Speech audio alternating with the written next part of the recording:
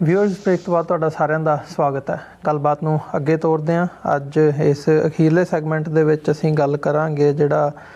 Gaza ਪੱਟੀ ਦੇ ਵਿੱਚ ਜਿਹੜੀ ਜੰਗ ਚੱਲ ਰਹੀ ਹੈ, ਇਜ਼ਰਾਈਲ ਵੱਲੋਂ ਜਿਹੜਾ ਹਮਲਾ ਕੀਤਾ ਗਿਆ ਸੀ, ਹੁਣ ਉਹ 7 ਦਿਨਾਂ ਦੇ ਟਰੂਸ ਤੋਂ ਬਾਅਦ 2 ਵਾਰੀ ਐਕਸਟੈਂਡ ਹੋਇਆ ਟਰੂਸ, ਅਤੇ ਅੱਜ ਦੁਬਾਰਾ ਜਿਹੜਾ ਇਜ਼ਰਾਈਲ ਵੱਲੋਂ ਬੰਬਾਰੀ ਗਾਜ਼ਾ ਦੇ ਉੱਤੇ ਕੀਤੀ ਜਾ ਰਹੀ ਹੈ ਜਦੋਂ ਅਸੀਂ ਗੱਲ ਕਰ ਰਹੇ ਹਾਂ ਹੁਣ।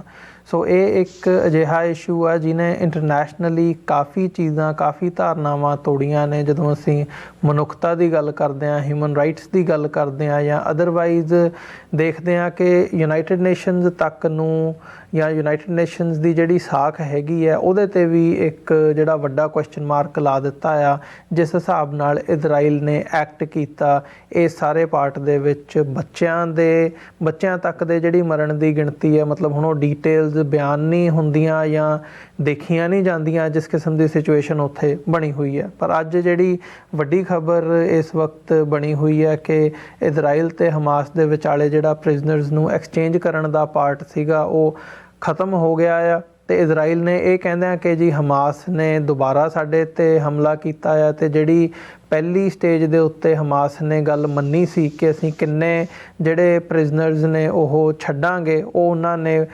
ਜਿਹੜੀ ਹੈ ਮੀਟ ਨਹੀਂ ਕੀਤੀ ਹੈਗੀ। ਸੋ ਆਪਣੀਆਂ ਸ਼ਰਤਾਂ ਉਹਨਾਂ ਨੇ ਨਹੀਂ ਮੰਨੀਆਂ, ਅਤੇ ਇਸ ਨੂੰ ਆਧਾਰ ਬਣਾ ਕੇ ਉਹਨਾਂ ਨੇ ਜਿਹੜੀ ਜੰਗਬੰਦੀ ਹੈ ਉਹ ਖ਼ਤਮ ਕਰਦਿਆਂ ਅੱਜ ਬੰਬਾਰੀ ਸ਼ੁਰੂ ਕਰ ਦਿੱਤੀ ਹੈ।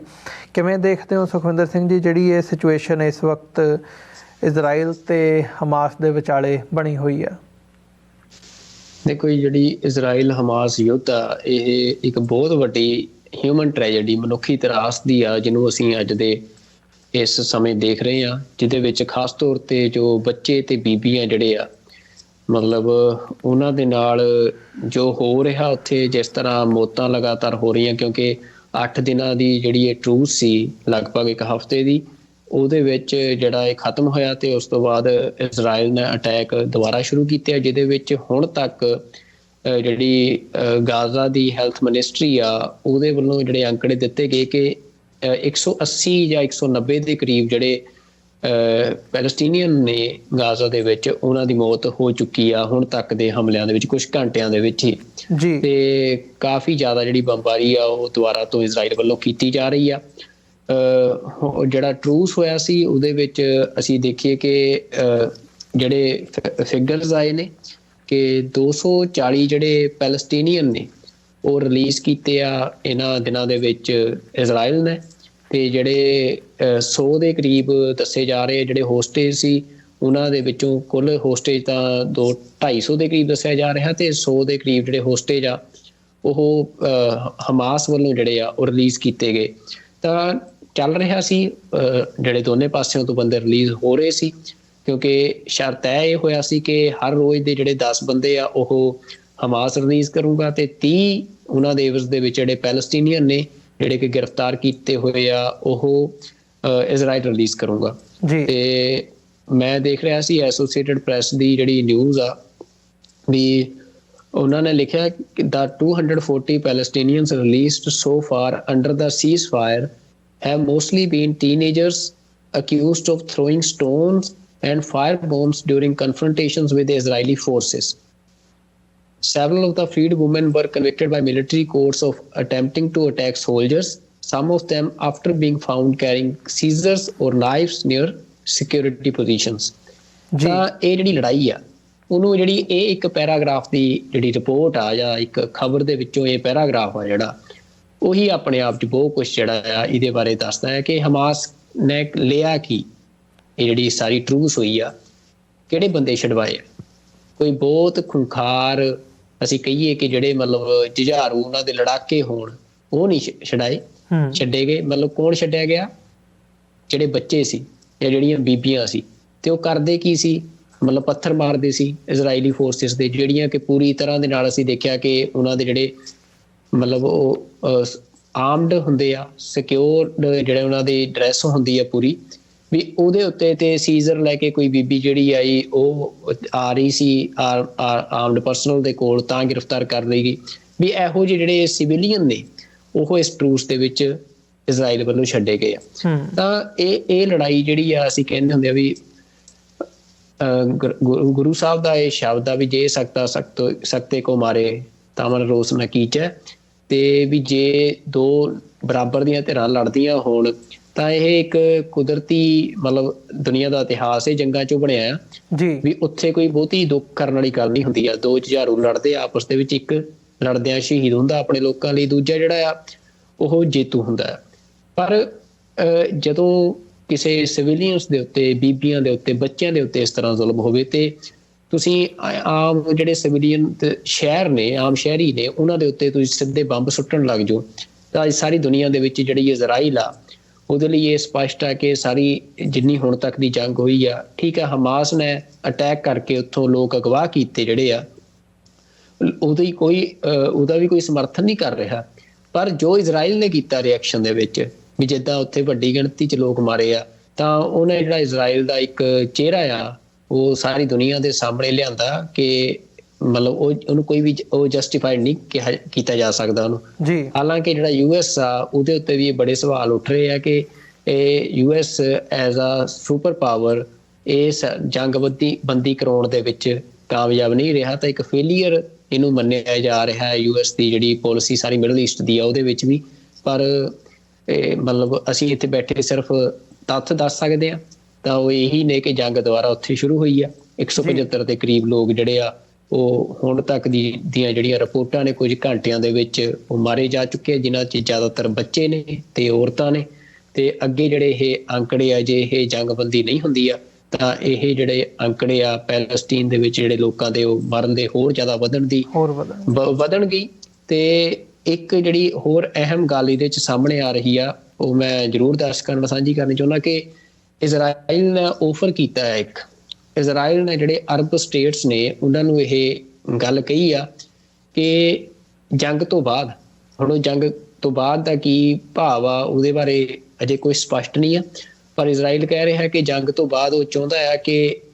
ਗਾਜ਼ਾ ਦੇ ਵਿੱਚ ਇੱਕ ਬਫਰ ਜ਼ੋਨ ਜਿਹੜਾ ਆ ਉਹ ਬਣਾਏਗਾ ਜੀ। ਕਿਉਂਕਿ ਇਜ਼ਰਾਈਲ ਕਹਿ ਰਿਹਾ ਕਿ ਉਹ ਹਮਾਸ ਨੂੰ ਟਾਰਗੇਟ ਕਰ ਰਿਹਾ ਤੇ ਹਮਾਸ ਨੂੰ ਉੱਥੋਂ ਜਿਹੜਾ ਆ ਮਤਲਬ ਕੱਢ ਕੇ ਜਾਂ ਹਮਾਸ ਦੇ ਜਿਹੜੇ ਲੜਾਕੇ ਨੇ ਉਹਨਾਂ ਨੂੰ ਖਤਮ ਕਰਕੇ ਤੇ ਫਿਰ ਉਹ ਜੰਗ ਖਤਮ ਕਰਕੇ ਤੇ ਉਹ ਇੱਕ ਬਫਰ ਜ਼ੋਨ ਬਣਾਉਣ ਦੀ ਗੱਲ ਕਰ ਰਿਹਾ ਵੀ ਜਿਹਦੇ ਨਾਲ ਫਿਊਚਰ ਦੇ ਵਿੱਚ ਵੀ ਜਿਹੜਾ ਇੱਕ ਇਲਾਕਾ ਅਸੀਂ ਕਹਿ ਸਕਦੇ ਹਾਂ ਕਿ ਇਜ਼ਰਾਈਲ ਦੀ ਜਿਹੜੀ ਟੈਰੀਟਰੀ ਆ ਉਹਦੇ ਤੇ ਜਿਹੜੀ ਗਾਜ਼ਾ ਦੀ ਟੈਰੀਟਰੀ ਆ ਉਹਨਾਂ ਨੂੰ ਵੱਖ ਕਰਦਾ ਹੋਵੇ, ਤਾਂ ਕਿ ਕੋਈ ਵੀ ਇਹੋ ਜਿਹਾ ਅਟੈਕ ਜਿਹੜਾ ਇਸ ਵਾਰ ਹੋਇਆ ਉਹ ਨਾ ਹੋਵੇ ਇਜ਼ਰਾਈਲ ਤੇ। ਪਰ ਇਹਦੇ ਤੇ ਸਵਾਲ ਇਹ ਉੱਠ ਰਿਹਾ ਕਿ ਜਿਹੜਾ ਇਜ਼ਰਾਈਲ ਆਫਰ ਕਰ ਰਿਹਾ ਉਹ ਇਹ ਕਹਿ ਰਿਹਾ ਕਿ ਜਿਹੜੀ ਉਹ ਬਫਰ ਜ਼ੋਨ ਆ ਉਹ ਗਾਜ਼ਾ ਜਿਹੜਾ ਕਿ ਆਲਰੇਡੀ ਕੁਛ ਚੰਦ ਕਿਲੋਮੀਟਰਾਂ ਦਾ ਜਿਹੜਾ ਚੜਾਈ ਦੇ ਲੰਬਾਈ ਦੇ ਵਿੱਚ ਇਲਾਕਾ ਆ, ਕਿ ਉਹਦੇ ਵਿੱਚ ਉਹ ਇਹ ਬਫਰ ਜ਼ੋਨ ਬਣਾਉਣ ਦੀ ਗੱਲ ਕਰ ਰਿਹਾ। ਪਰ ਜਿਹਨੂੰ ਜਿਹੜੀਆਂ ਅਰਬ ਸਟੇਟਸ ਨੇ ਉਹਨਾਂ ਨੇ ਰਿਜੈਕਟ ਕੀਤਾ ਆ। ਉਹਨਾਂ ਦਾ ਕਹਿਣਾ ਹੈ ਕਿ ਜੇ ਇਜ਼ਰਾਈਲ ਕੋਈ ਬਫਰ ਜ਼ੋਨ ਚਾਹੁੰਦਾ ਆ ਤਾਂ ਉਹ ਆਪਣੀ ਜਿਹੜੀ ਟੈਰੀਟਰੀ ਇਜ਼ਰਾਈਲ ਦੀ ਆ ਉਹਦੇ ਵਿੱਚ ਬਣਾ ਸਕਦਾ, ਉਹਦੇ ਵਿੱਚ ਬਣਾਵੇ, ਪਰ ਉਹ ਜਿਹੜੀ ਗਾਜ਼ਾ ਦੀ ਟੈਰੀਟਰੀ ਆ ਉਹਦੇ ਵਿੱਚ ਕੋਈ ਵੀ ਇਹੋ ਜਿਹਾ ਜਿਹੜਾ ਬਫਰ ਜ਼ੋਨ ਆ ਉਹ ਪ੍ਰਵਾਨ ਨਹੀਂ ਕਰਨਗੇ। ਤੇ ਇਹ ਜਿਹੜੀ ਇੱਕ ਸਾਰੀ ਜੰਗ ਦੇ ਵਿੱਚ ਜਿਹੜੀ ਇੱਕ ਗੱਲਬਾਤ ਸਾਹਮਣੇ ਆਈ ਹੈ, ਇੱਕ ਹੋਰ ਰਿਪੋਰਟ ਸਾਹਮਣੇ ਆਈ ਹੈ ਜਿਹੜੀ ਕਿ ਹੁਣ ਕੁਛ ਟਾਈਮ ਪਹਿਲਾਂ CNN ਦੇ ਉੱਤੇ ਜਿਹੜੇ ਇਜ਼ਰਾਈਲ ਦੇ ਪ੍ਰਾਈਮ ਮਿਨਿਸਟਰ ਨੇ ਉਹਨਾਂ ਦੇ ਜਿਹੜੇ ਰਿਪਰੈਜ਼ੈਂਟੇਟਿਵ ਸੀ ਉਹਨਾਂ ਦੀ ਡਾਇਰੈਕਟ ਇੰਟਰਵਿਊਜ਼ ਚੱਲ ਰਹੀ ਸੀ ਕਿ ਇੱਕ ਰਿਪੋਰਟ ਸਾਹਮਣੇ ਆਈ ਹੈ ਜਿਹਦੇ ਵਿੱਚ ਇਹ ਖੁਲਾਸਾ ਹੋਇਆ ਆ ਕਿ ਜਿਹੜਾ ਇਹ ਅਟੈਕ ਕੀਤਾ ਸੀ ਹਮਾਸ ਨੇ ਉਹ ਹੂਬਹੂ ਜਿਵੇਂ ਅਟੈਕ ਹੋਇਆ ਆ ਉਹ ਉਸੇ ਸ਼ਕਲ ਦੇ ਵਿੱਚ ਜਿਹੜੀ ਰਿਪੋਰਟ ਆ ਉਹ ਪਹਿਲਾਂ ਹੀ ਜਿਹੜੀ ਇਜ਼ਰਾਈਲ ਦੇ ਕੋਲ ਇਨਪੁਟ ਆ ਚੁੱਕੀ ਸੀ ਕਿ ਇਸ ਤਰੀਕੇ ਦੇ ਨਾਲ ਜਿਹੜੀ ਹਮਾਸ ਆ ਇਹਨਾਂ ਤਰੀਕਿਆਂ ਦੇ ਨਾਲ ਭਾਵੇਂ ਉਹ ਗਰਾਊਂਡ ਅਫੈਂਸਿਵ ਹੋਵੇ ਜਾਂ ਬਾਈ 에ਅਰ ਜਿਵੇਂ ਪੈਰਾਸ਼ੂਟ ਦੇ ਨਾਲ ਉਹਨਾਂ ਨੇ ਕੀਤਾ ਜਾਂ ਬਾਈ ਸੀ ਜਿਵੇਂ ਉਹਨਾਂ ਨੇ ਕੀਤਾ ਉਹ ਕਿਸ਼ਤੀਆਂ ਬਣਾ ਕੇ, ਤੇ ਵੀ ਇਸ ਤਰੀਕੇ ਦੇ ਨਾਲ ਹਮਾਸ ਜਿਹੜੀ ਆ ਉਹ ਅਟੈਕ ਪਲਾਨ ਕਰ ਰਹੀ ਹੈ ਇਜ਼ਰਾਈਲ ਦੇ ਉੱਤੇ। ਪਰ ਹੁਣ ਇਹ ਸਵਾਲ ਫਿਰ ਉਹ ਖੜਾ ਹੋ ਰਿਹਾ ਹੈ ਕਿ ਜੇ ਇਜ਼ਰਾਈਲ ਨੂੰ ਇਨਪੁਟ ਸੀ ਤਾਂ ਉਹਦੇ ਤੇ ਕੋਈ ਕਾਰਵਾਈ ਜਾਂ ਕੋਈ ਐਕਸ਼ਨ ਕਿਉਂ ਨਹੀਂ ਕੀਤਾ ਗਿਆ। ਤਾਂ ਇਹ ਸਾਰੇ ਸਵਾਲ ਜਿਹੜੇ ਆ ਨਾਲ ਦੀ ਨਾਲ ਚੱਲਦੇ ਰਹਿਣਗੇ। ਪਰ ਜਿਹੜਾ ਮਨੁੱਖੀ ਤਰਾਸਦੀ ਜਿਹੜੀ ਵਾਪਰ ਰਹੀ ਹੈ, ਜਿਵੇਂ ਮਨੁੱਖੀ ਜਾਨਾਂ ਉੱਥੇ ਜਾ ਰਹੀਆਂ ਨੇ, ਉਹ ਬੜੇ ਦੁੱਖ ਦੀ ਗੱਲ ਆ। ਤੇ ਅਸੀਂ ਇਹੀ ਚਾਹੁੰਦੇ ਆ ਕਿ ਜਿਹੜੀ ਇਹ ਜੰਗਬੰਦੀ ਆ ਇਹ ਹੋਰ ਲੰਮੀ ਚੱਲੇ ਤੇ ਜਿਹੜਾ ਪੋਲੀਟੀਕਲ ਸੋਲਿਊਸ਼ਨ ਆ ਉਸ ਖਿੱਤੇ ਦੇ ਵਿੱਚ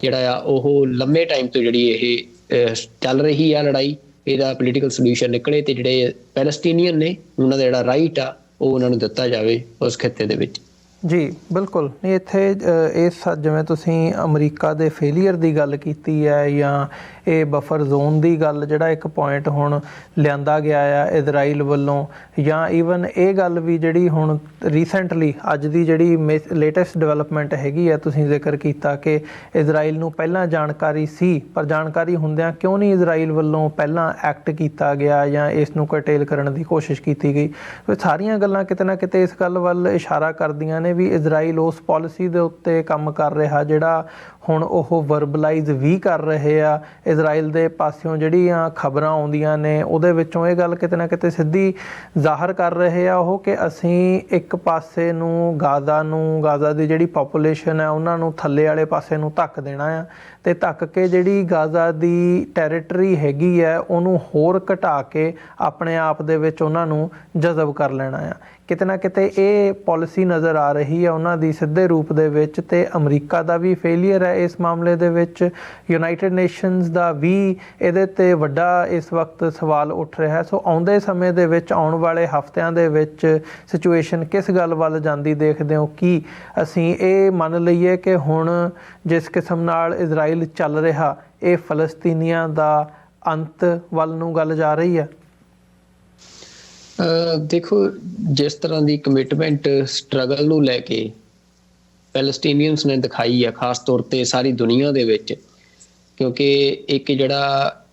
ਨੈਰੇਟਿਵ ਆ ਜਿਹੜਾ ਪੈਲਸਟੀਨ ਦੇ ਹੱਕ ਦੇ ਵਿੱਚ, ਅਸੀਂ ਚਾਹੇ ਉਹ ਯੂਰਪ ਹੋਵੇ, ਚਾਹੇ ਉਹ ਅਮਰੀਕਾ ਕੈਨੇਡਾ ਹੋਵੇ, ਉਹ ਦੇਖ ਰਹੇ ਆ, ਤਾਂ ਇਹ ਪੈਲਸਟੀਨੀਅਨਸ ਦੀ ਇੱਕ ਵੱਡੀ ਵਿਕਟਰੀ ਮੈਨੂੰ ਲੱਗਦੀ ਆ ਵੀ ਉਹਨਾਂ ਨੇ ਮਤਲਬ ਠੀਕ ਆ, ਉਹਨਾਂ ਦਾ ਨੁਕਸਾਨ ਹੋ ਰਿਹਾ, ਜਾਨੀ ਨੁਕਸਾਨ ਹੋ ਰਿਹਾ ਵੱਡੇ ਪੱਧਰ ਤੇ, ਪਰ ਜਿਹੜੀ ਮਤਲਬ ਅਸੀਂ ਕਹਿ ਸਕਦੇ ਹਾਂ ਕਿ ਜਿਹੜਾ ਉਹਨਾਂ ਦਾ ਕਲੇਮ ਆ ਵੀ ਉਸ ਖਿੱਤੇ ਦੇ ਉੱਤੇ, ਉਹਦੀ ਹੱਕ ਦੇ ਵਿੱਚ ਉਹ ਇੱਕ ਵੱਡੀ ਸਪੋਰਟ ਜਿਹੜੀ ਆ ਉਹ ਗੇਨ ਕਰ ਗਏ ਆ ਸਾਰੀ ਦੁਨੀਆ ਦੇ ਵਿੱਚ। ਤੇ ਇਜ਼ਰਾਈਲ ਜਿਹੜਾ ਆ ਉਹਦਾ ਜਿਹੜਾ ਚਿਹਰਾ ਆ ਉਹ ਜ਼ਰੂਰ ਨੰਗਾ ਹੋਇਆ ਕਿ ਇਜ਼ਰਾਈਲ ਜਿਹੜੀਆਂ ਆਪਣੀਆਂ ਤਾਕਤਾਂ ਨੇ, ਜਿਹੜੀ ਆਪਣੀ ਟੈਕਨੋਲੋਜੀ ਆ ਜਾਂ ਆਪਣਾ ਜਿਹੜੇ ਰਿਸੋਰਸਿਸ ਨੇ, ਉਹ ਕਿੰਨਾ ਬਾਰਬਰਿਕ ਹੋ ਸਕਦਾ ਆ। ਮਤਲਬ ਇਹ ਸਾਰੇ ਉਹਦੇ ਵਿੱਚ ਦੇਖਣ ਨੂੰ ਮਿਲਿਆ। ਜਿਹੜੀ ਇਜ਼ਰਾਈਲ ਦੀ ਪਹੁੰਚ ਆ ਵੀ ਉੱਥੋਂ ਜਿਹੜੀ ਬਫਰ ਜ਼ੋਨ ਦੀ ਵੀ ਉਹ ਗੱਲ ਕਰ ਰਹੇ ਆ ਕਿ ਹੋਰ ਟੈਰੀਟਰੀ ਜਿਹੜੀ ਆ ਘਟਾਉਣੀ ਆ ਇੱਕ ਸਟੈਪ ਦੇ ਵਿੱਚ, ਤੇ ਉਹ ਹੁਣ ਕਰਨ 'ਚ ਕਾਮਯਾਬ ਹੁੰਦੇ ਆ ਜਾਂ ਨਹੀਂ ਹੁੰਦੇ ਆ, ਇਹ ਦੇਖਣ ਵਾਲੀ ਗੱਲ ਆ, ਕਿਉਂਕਿ ਇਹ ਤਾਂ ਲੜਨ ਵਾਲੇ ਬੰਦਿਆਂ ਦੇ ਉੱਤੇ ਆ ਵੀ ਉਹ ਕੀ ਹੁੰਦਾ ਤੈਅ ਉਹਦੇ ਫਿਊਚਰ ਦੇ ਵਿੱਚ ਜਾਂ ਅਗਲੇ ਦਿਨਾਂ ਦੇ ਵਿੱਚ। ਪਰ ਸਾਰੀ ਦੁਨੀਆ ਦੀ ਜਿਹੜੀ ਨਿਗਾਹ ਆ ਉਹ ਇਸ ਟਾਈਮ ਅਰਬ ਜਿਹੜਾ ਵਰਲਡ ਆ ਉਹਦੇ ਉੱਤੇ ਬਣੀ ਹੋਈ ਆ, ਕਿਉਂਕਿ ਜਿੰਨੀ ਕੁ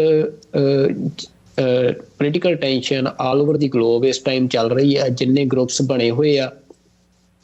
ਤੇ ਜਿਵੇਂ ਹਿਜ਼ਬੁੱਲਾ ਦੇ ਨਾਲ, ਤੇ ਅੱਜ ਸੀਰੀਆ ਦੇ ਵਿੱਚ ਵੀ ਕੁਝ ਥਾਵਾਂ ਦੇ ਉੱਤੇ ਜਿਹੜੇ ਇਜ਼ਰਾਈਲ ਨੇ ਅਟੈਕ ਕੀਤੇ ਆ, ਤੇ ਉਹ ਤੋਂ ਬਾਅਦ ਜਿਹੜੇ ਮਤਲਬ ਇਹ ਇੱਕ ਸੰਭਾਵਨਾ ਆ ਕਿ ਜੇ ਲੜਾਈ ਲੰਮੀ ਚੱਲਦੀ ਆ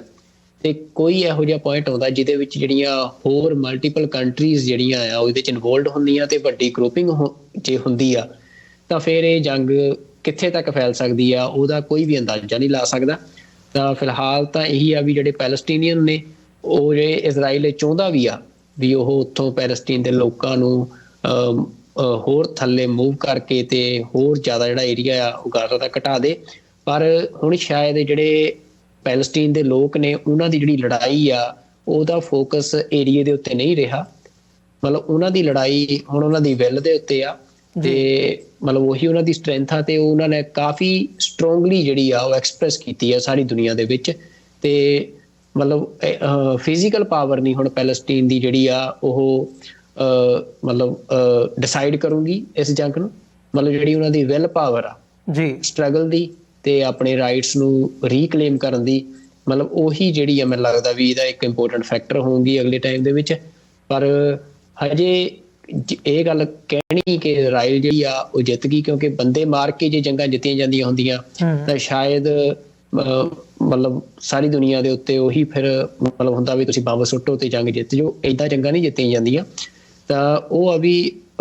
ਪੈਲਸਤੀਨ ਜਿਹੜਾ ਆ ਉਹਦੀ ਕਾਫੀ ਮੈਨੂੰ ਇਹ ਲੱਗ ਰਿਹਾ ਕਿ ਅੱਜ ਦੇ ਟਾਈਮ ਦੇ ਵਿੱਚ ਉਹ ਪੋਜੀਸ਼ਨ ਆਪਣੀ ਹੋਲਡ ਕਰ ਗਏ ਆ। ਤੇ ਜਿਹੜਾ ਇਹ ਟਰੂਸ ਵੀ ਹੋਇਆ ਉਹ ਵੀ ਅਸੀਂ ਦੇਖੀਏ ਕਿ ਉਹਨਾਂ ਨੇ ਵੀ ਆਪਣੇ ਬੰਦੇ ਜਿਹੜੇ ਆ ਛਡਵਾਏ ਆ। ਤੇ ਇਜ਼ਰਾਈਲ ਪਹਿਲਾਂ ਤਾਂ ਇਸੇ ਗੱਲ 'ਚ ਫੇਲ ਰਿਹਾ ਕਿ ਉਹ ਅਟੈਕ ਨਹੀਂ ਰੋਕ ਸਕਿਆ, ਤੇ ਆਪਣੀ ਮਤਲਬ ਦੁਨੀਆ ਦੀ ਇੱਕ ਸਭ ਤੋਂ ਵੱਡੀ ਪਾਵਰ ਹੋਣ ਦੇ ਮਤਲਬ ਸਟਰੋਂਗ ਇੰਟੈਲੀਜੈਂਸ ਹੋਣ ਦੇ ਬਾਵਜੂਦ ਤੇ ਹੁਣ ਉਸ ਤੋਂ ਬਾਅਦ ਜਿਹੜਾ ਟਰੂਸ ਹੋਇਆ ਉਹਦੇ ਵਿੱਚ ਵੀ ਮਤਲਬ ਉਹ ਇੱਕ ਬਰਾਬਰ ਦੀ ਧਿਰ ਬਣ ਕੇ ਜਿਹੜਾ ਪੈਲਸਟੀਨੀਅਨ ਨੇ ਉਹ ਇਜ਼ਰਾਈਲ ਦੇ ਸਾਹਮਣੇ ਆ ਰਹੇ ਆ ਤੇ ਕਾਫੀ ਜਿਹੜੀ ਗਲੋਬਲ ਸਪੋਰਟ ਵੀ ਜਿਹੜੀ ਆ ਹੁਣ ਪੈਲਸਟੀਨ ਨੂੰ ਜਿਹੜੀ ਆ ਉਹ ਮਿਲਦੀ ਨਜ਼ਰ ਆ ਰਹੀ ਹੈ। ਜੀ